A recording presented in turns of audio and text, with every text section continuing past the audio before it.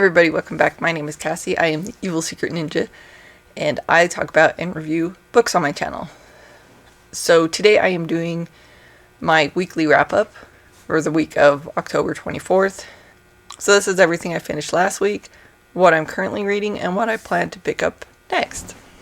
So this week I finished 7 books.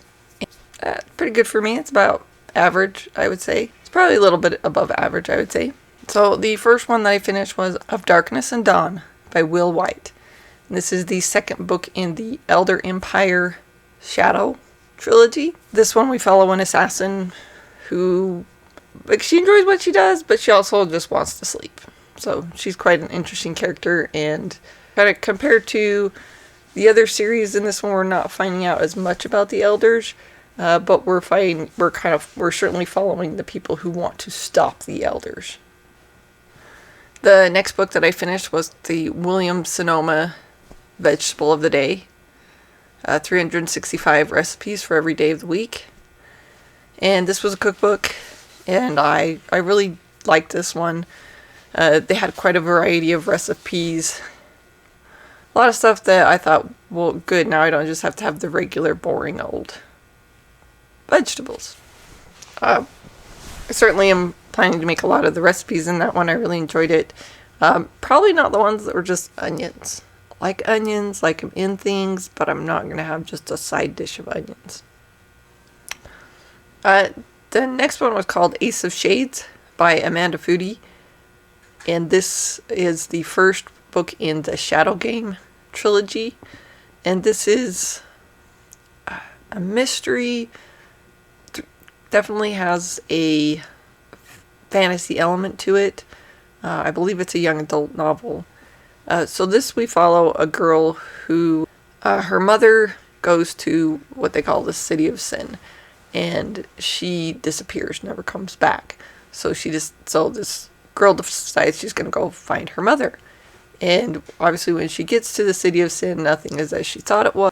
I guess it was patterned off of Las Vegas, so it's games and devious underground, and she's searching out all these places for her mother, and it was pretty good. I enjoyed it. I think I mainly read it because it had an ace on the front and I needed it for a reading challenge.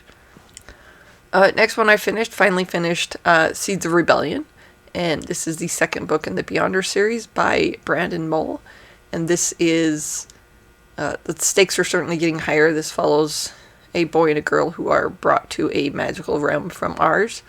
The boy gets swallowed by a hippopotamus. So, I guess that's what happens when you get swallowed by a hippopotamus. But only if you hear music coming from its mouth.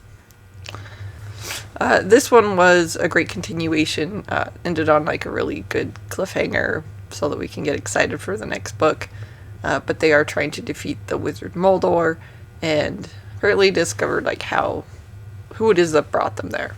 The next one that I finished was The Water Dancer by Ta-Nehisi, and this is a historical fiction. There's an element of magical realism, but it follows some people in the Underground Railroad trying to free slaves, and just their overall quest for freedom and a better life. I found this novel was absolutely masterfully written. It was written in a way where I was very immersed in the world and in the story and in the characters.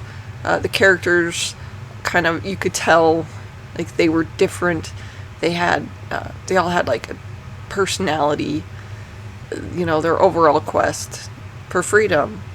I absolutely loved it. It was great. It was awesome. Loved the book. So the next one was just a reread. It was The Gardens of the Moon by Stephen Erikson. First book in the Malazan Book of the Fallen. I'm planning to continue the series, but because it's so dense, I kind of got the feeling that I was maybe a little lost and I needed to relook at things. I'm planning to reread the other 2 as well before I move on. And the last book that I finished this week was Academ's Fury by Jim Butcher, and this is the second book in the Codex Alera. This one takes place at a magical school. I liked this book.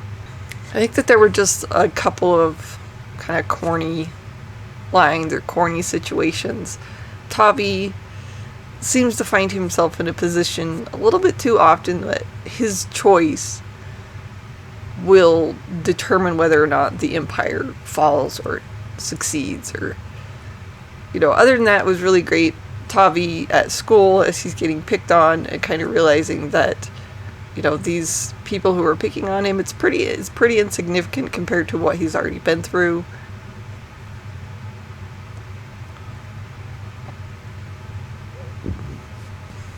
Like, compared to what he's already been through, the things that people are teasing him for really aren't that big a deal for him. So those are the 7 books I finished last week. Currently, I'm reading Deep Blue by Jennifer Donnelly. And this is the first book in the Waterfire series.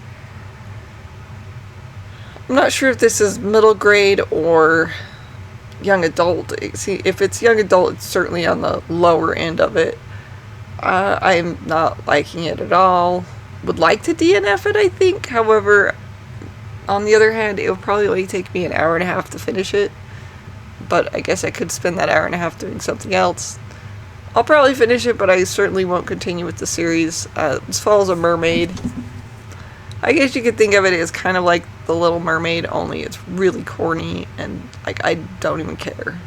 I don't even care. Like, now that it's finally halfway through and they're finally starting to get into the plot, I'm still like, yeah, don't really care. I don't care if they die. I don't care who dies. I don't care about anything about any of the characters. So I just am not invested in it. The next book that I'm currently reading is Trail of Lightning by Rebecca Roanhorse. And this is the first book in the Sixth World series. And this follows a girl who hunts monsters. And I guess there's a chance she's a monster too. Next book that I'm currently reading is Of Killers and Kings. And this is the third book in the Elder Empire Shadow series. And this will kind of wrap up that whole series. I'll have listened to both the Sea Saga and the Shadow Saga, so I'll be all done with that series. And this is the one where we follow a assassin and her journey, and I think she's trying to kill the Emperor. But what else would an assassin do? And the last book, I'm kind of questioning, not that I would DNF it, but whether or not. So my kids were looking through my Kindle and looking for a book to listen to, an Audible, and they came up with Heroes Die by Matthew Wooding Stover. And this is the first book in the Acts of Cain series, and this is a science fiction, I guess it's partly fantasy too, where they have people on this other planet that do certain quests, but I guess they also like record those so that other people can watch them and experience them. But it's very much a immersive, where you actually like feel what the character's feeling and are able to think what he's thinking. So me and my kids are listening to this. There's certainly parts of it I'm like, I don't know that this is the best thing for kids. My kids are older, they're fine, but it might get put on hold. So those are the books that I'm currently reading, and here is what I plan to pick up next. So I'm going to pick up The Price of Paradise by Susana Rubio Lopez, and this is a book I need to read for a reading challenge. It's a historical fiction, and I know that there's a romance involved, and it takes place in Cuba. I think the leader has this daughter, and she falls in love with someone she's not supposed to, and it's kind of the price of them continuing their relationship. It is a translated book, so it was written by somebody in Cuba. Sometimes I find that these types of books are really good, and sometimes they're just okay. So I'm looking forward to that. The next one I pick up when I'm done with Deep Blue, or either that or when I DNF it, will be Waylander by David Gemmel. This is the third book in the Ta-Nehisi saga. And the other two books in the series are mainly about a battle. You know, you have about the first 2/3 talking about preparations for the battle, and then they have the battle. So I'm not sure if this is going to follow the same outline or not. It says, Waylander was a slayer, the prince of assassins, but now the Dark Brotherhood was after him. So the next book that I'll pick up is The Broken Sword by Poul Anderson, and this is a really kind of short fantasy. Not really sure what it's about. It was just one of the books in the Audible catalog that I decided to pick up. So that is my weekly reading wrap up. Those are all the books I finished last week, what I'm currently reading, and what I plan to pick up next. So if you like this video, please like and subscribe, and thank you all for watching. Bye.